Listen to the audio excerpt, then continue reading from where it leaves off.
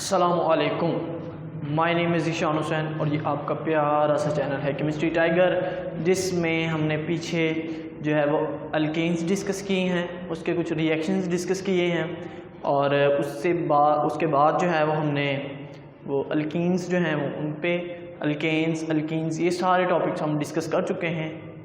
लेकिन आज हमारा एक नया टॉपिक स्टार्ट होने वाला है जिसमें ट्रिपल बॉन्ड आता है, यानी कि अल्काइंस। उसकी प्रिपरेशन पे बात करेंगे सिर्फ, और जर्नल फार्मूला, इस तरह की जो कुछ जर्नल बातें हैं बस वही होंगे। तो टॉपिक स्टार्ट करते हैं।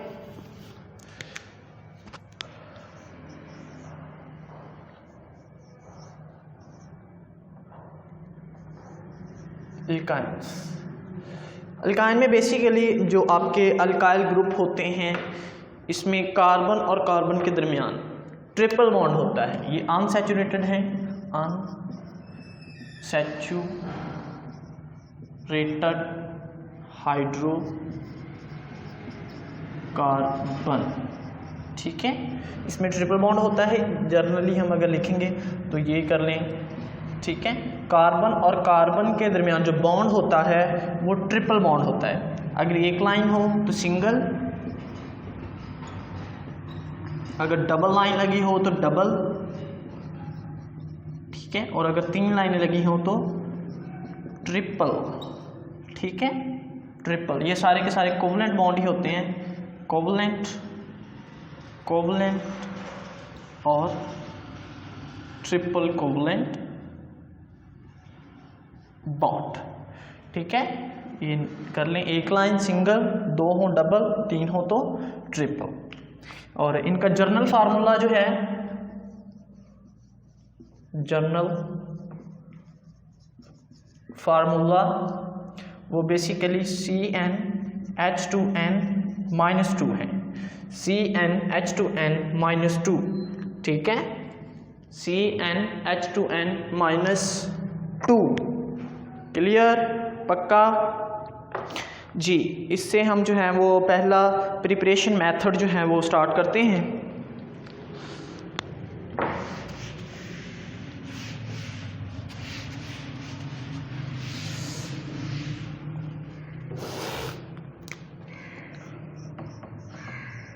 फ्रॉम डाईहैलाइड्स, ठीक है।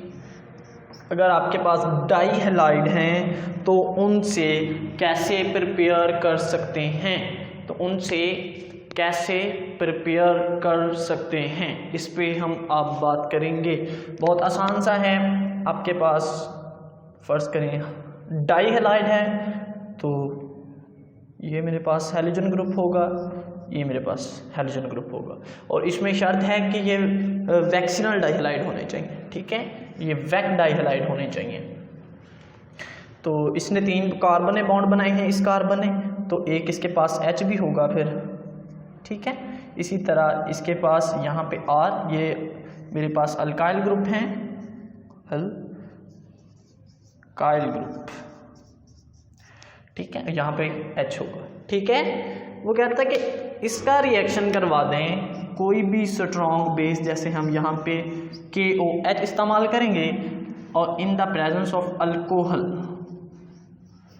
ओके जी। अल्कोहल से क्या होगा, ये अल्कोहलिक KOH इस्तेमाल कर सकते हैं या NaOH, ठीक है, अल्कोहलिक वो भी आप इस्तेमाल कर सकते हैं, ठीक है।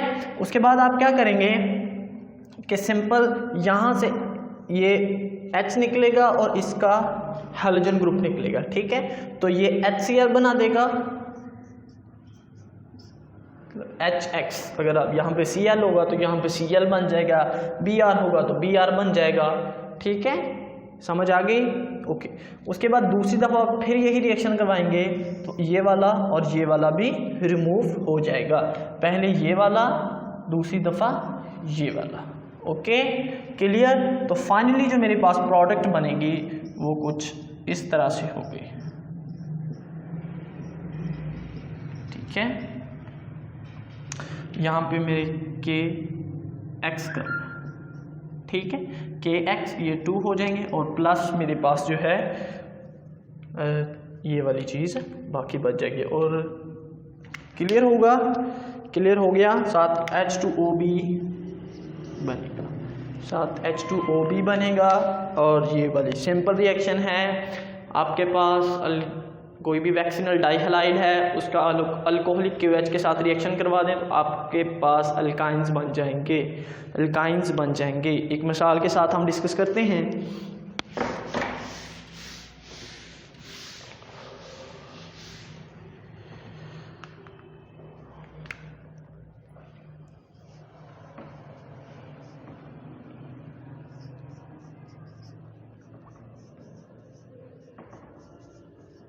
ठीक है, इसका नाम क्या है? 1,2-डाई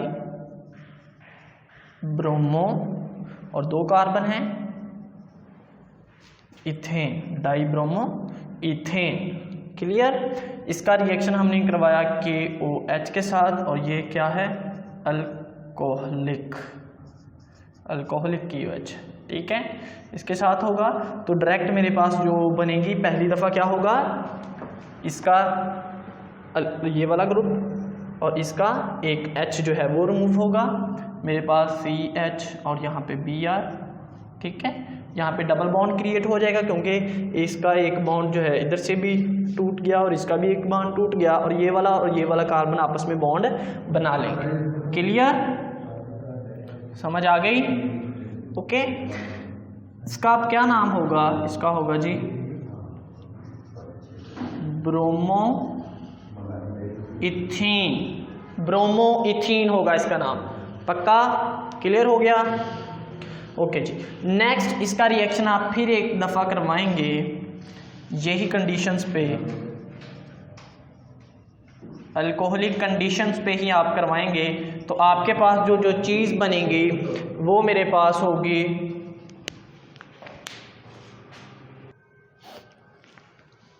इसके बाद जी ये मेरे पास इसी कंडीशंस पे रिएक्शन होगा तो आपके पास जो चीज़ बनेगी बेसिकली यहाँ से, अब क्योंकि इसका Br ग्रुप जाना है और इसका H जाना है तो ये मेरे पास ट्रिपल बॉन्ड आ जाएगा और ये मेरे पास H हो गए। क्लियर, समझ आ गई? ओके जी। नेक्स्ट मेथड है, अगर आपके पास ये वैक्सीनल डाइहैलाइड हैं, अगर आपके पास टेट्रा हैलाइड्स हों, ठीक है,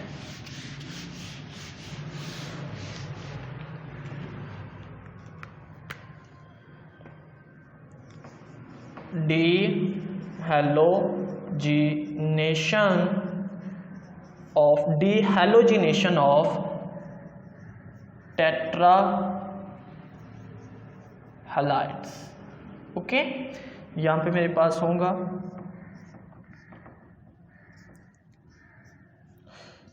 अब पहले यहाँ पे HH ग्रुप थे, हाइड्रोजन ग्रुप, लेकिन अब यहाँ पे भी हैलोजन ग्रुप आ चुके हैं। तो फिर क्या होगा?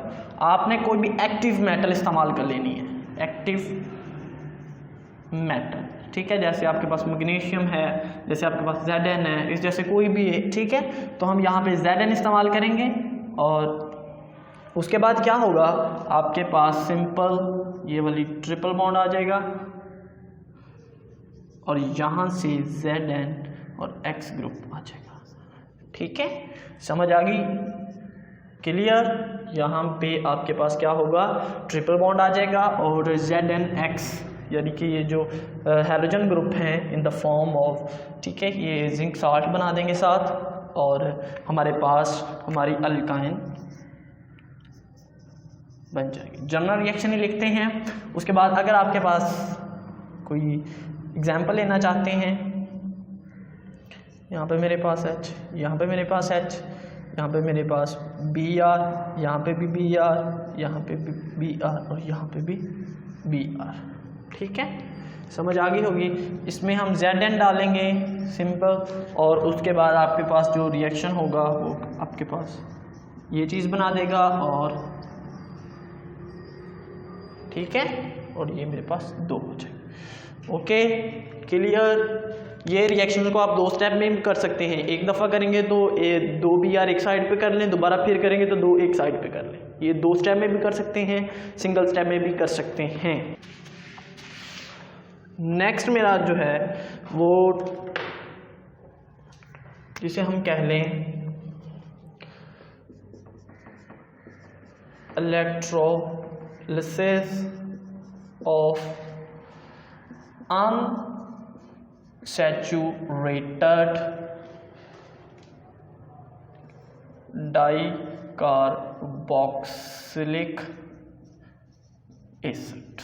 Unsaturated electrolysis of unsaturated dicarboxylic acid. Okay, दूसरा नाम इसका है कोल्ब्स इलेक्ट्रोलिसिस। यहाँ पे आपने अनसैचुरेटेड साल्ट लेना है, अनसैचुरेटेड डाइकार्बोक्सिलिक साल्ट लेना है, कि सोडियम का ले लें या फिर पोटाशियम का ले लें। यहाँ हमने सोडियम लिया है, सोडियम ले लें या फिर पोटाशियम, सोडियम भी हो सकता है और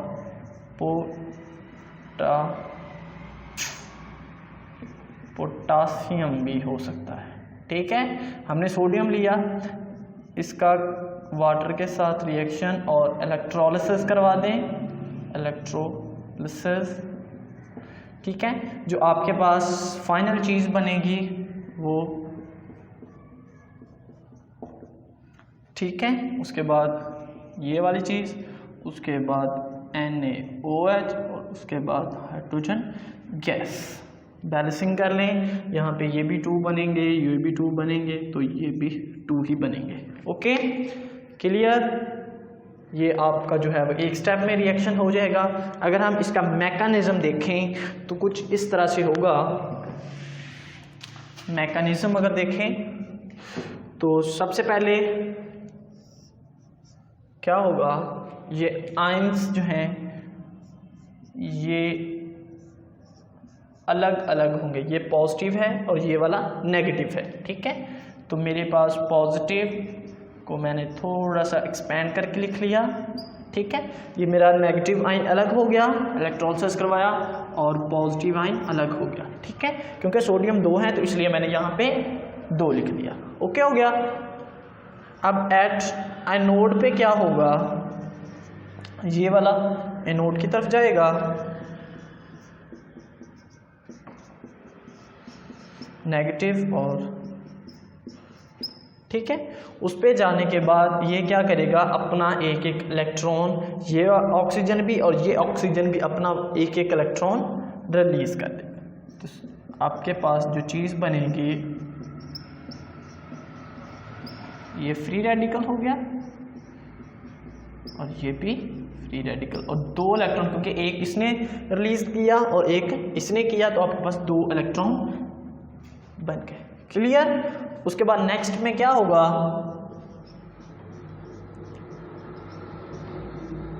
डबल बॉन्ड, और ये मेरे पास ऑक्सीजन, फ्री रेडिकल, और ये ऑक्सीजन और फ्री रेडिकल। ठीक है, तो यहाँ से बॉन्ड ब्रेकज होगी।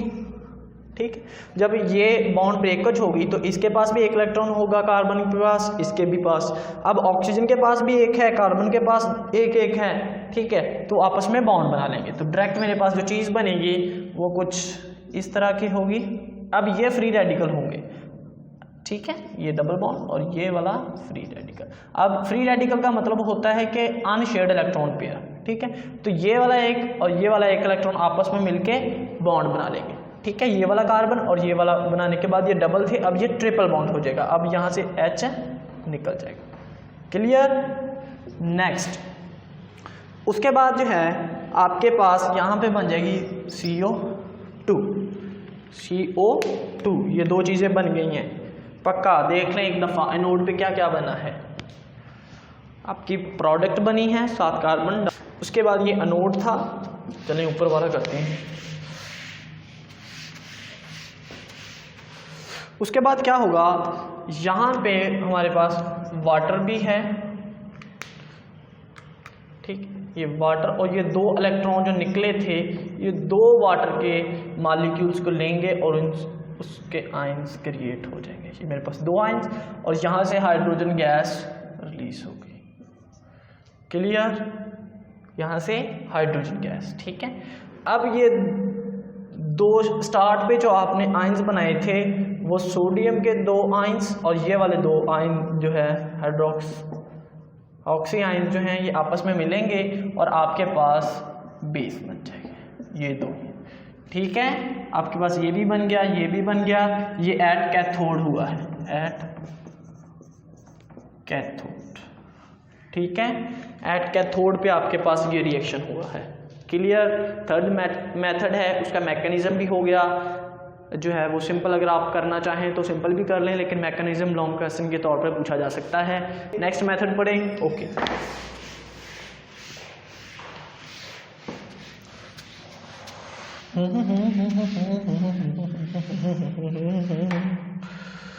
Okay, and the fourth is the last method of preparation in this lecture। तो हम ये इंडस्ट्री के लिए है कि अगर इंडस्ट्री है तो हम किस तरह होगा जी, इंडस्ट्रियल प्रिपरेशन, इंडस्ट्रियल प्रिपरेशन के तौर पर जो है वो किस तरह किया जाता है। वो कहते हैं कि आपने कैल्शियम कार्बाइड लेना है, कैल्शियम कार्बाइड, और उसका करवा देना है हाइड्रोलिसिस, वाटर के साथ रिएक्शन। तो उसके बाद जब आप देखेंगे तो आपको जो प्रोडक्ट मिलेगी वो एसिटाइलिन मिलेगी और plus calcium hydroxide, calcium hydroxide, ये इंडस्ट्रियल प्रिपरेशन ऑफ एसिटाइलिन, एसिटाइलाइन, ठीक है। एसिटाइलिन नहीं है, एसिटाइलाइन, क्लियर। मतलब कि ये मेरे पास आपके पास हो जाएगा, ठीक है, ट्रिपल बॉन्ड, क्लियर, पक्का। अब ये बात ये है कि ये हमें कहाँ से मिलेगा, ये आपको कैसे मिलेगा। आपने कैल्शियम ऑक्साइड लेना है, कॉपर जो है कोक के साथ इसको एट हाई टेम्परेचर, तकरीबन दिस टेम्परेचर यानी 2000 टेम्परेचर के करीब इसको हीट करेंगे तो आपके पास जो प्रोडक्ट बनेगी वो कैल्शियम कार्बाइड और कैल्शियम जो है वो कार्बन मोनोऑक्साइड, कैल्शियम